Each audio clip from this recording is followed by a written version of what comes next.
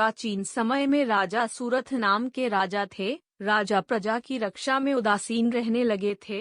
परिणाम स्वरूप पड़ोसी देश के राजा उस पर चढ़ाई कर दी। सूरथ की सेना भी शत्रु से मिल गई थी।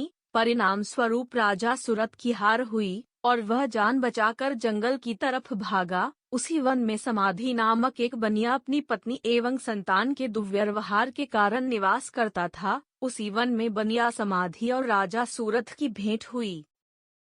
दोनों का परस्पर परिचय हुआ। वे दोनों घूमते हुए महर्षि मेघा के आश्रम में पहुँचे। महर्षि मेघा ने उन दोनों के आने का कारण पूछा तो वे दोनों बोले, हम अपने सगे संबंधियों द्वारा अपमानित एवं तिरस्कृत होने पर भी हमारे हृदय में उनका मोह बना हुआ है। इसका कारण क्या है? महर्षि मेघा ने उन्हें समझाया कि मन शक्ति के अधीन होता है और आदि शक्ति के विद्या और विद्या दो रूप है। विद्या ज्ञान स्वरूप है और अविद्या अज्ञान स्वरूप। जो व्यक्ति अविद्या के अधिकरण रूप में उपासना करते हैं, उन्हें वे विद्या स्वरूप प्राप्त होकर मोक्ष प्रदान करती हैं। इतना सुनकर राजा सूरथ ने प्रश्न किया, हे महर्षि, देवी कौन है?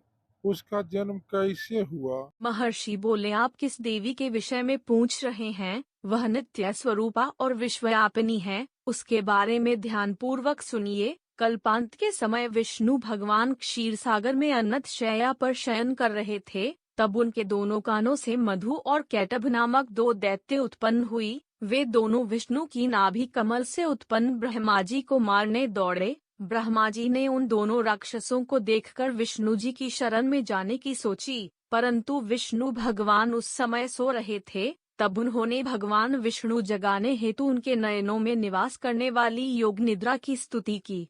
परिणाम स्वरूप तमोगुण अधिष्ठात्री देवी विष्णु भगवान के नेत्र, नासिका, मुख तथा हृदय से निकलकर ब्रह्मा जी के सामने उपस्थित हो गई। योग निद्रा के निकलते ही विष्णु भगवान उठकर बैठ गए। भगवान विष्णु और उन राक्षसों में 5000 साल युद्ध चलता रहा। अंत में मधु और कैटभ दोनों राक्षस मारे गए। ऋषि बोले, अब ब्रह्मा जी की स्तुति से उत्पन्न महामाया देवी की वीरता तथा प्रभाव का वर्णन करता हूँ, उसे ध्यान पूर्वक सुनो। एक समय देवताओं के स्वामी इंद्र तथा दैत्यों के स्वामी महिषासुर में सैकड़ों वर्षों तक घनघोर संग्राम हुआ। इस युद्ध में देवराज इंद्र की पराजय हुई और महिषासुर इंद्रलोक का स्वामी बन बैठा। अब देवतागण ब्रह्मा जी के नेतृत्व में भगवान विष्णु और शंकर भगवान की शरण में गए। देवताओं की बात सुनकर भगवान विष्णु तथा भगवान शंकर क्रोधित हुए। भगवान विष्णु के मुख तथा ब्रह्मा जी और शिव जी तथा इंद्र आदि के शरीर से एक तेज पुंज निकाला,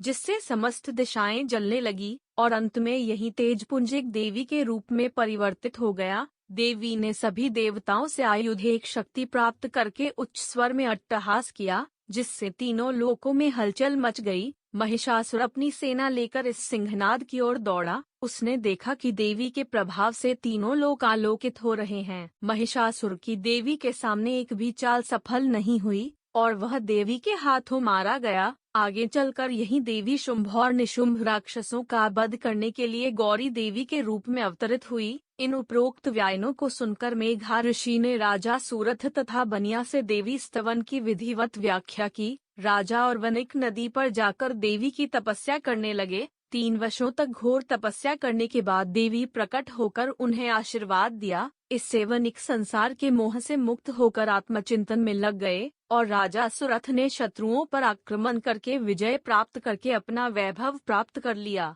आशा करते हैं कि हमारे द्वारा सुनाई गई कथा पसंद आई होगी। अगर आपको वीडियो पसंद आया है तो वीडियो को लाइक, सब्सक्राइब जरूर करें और कमेंट्स में हर हर महादेव जरूर लिखें।